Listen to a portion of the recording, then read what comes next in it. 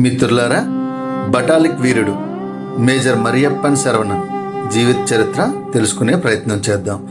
కార్గిల్ యుద్ధంలో తన ప్రాణాలను పణంగా పెట్టి శత్రువులపై అద్భుతమైన పరాక్రమాన్ని ప్రదర్శించిన భారత సైనిక అధికారి major Mariyappan Saravanan. Major Mariyappan Saravanan August 10, 1972న తమిళనాడులోని తిరుచిరాపల్లిలో జన్మించారు. ఆయన తండ్రి కూడా ఆర్మీలో పనిచేశారు. శరవణన్ తన తండ్రి అడుగుజాడల్లో నడిచి భారత సైన్యంలో చేరారు. ఆయన ప్రతిష్టాత్మకమైన బీహార్ రెజిమెంట్లో అధికారిగా నియమితులయ్యారు. 1999లో పాకిస్తాన్ చొరబాటుదారుల్లో జరిగిన కార్గిల్ యుద్ధంలో శరవణన్ కీలకమైన బటాలిక్ సెక్టార్లోని పాయింట్ 4268ను తిరిగి స్వాధీనం చేసుకునే బాధ్యత తీసుకున్నారు. మే 29, 1999 తెల్లవారుజామున శత్రువుల స్థావరాలపై తన సైనికులతో కలిసి ఆయన డూ ఆర్ డై నినాదంతో దాడి చేశారు.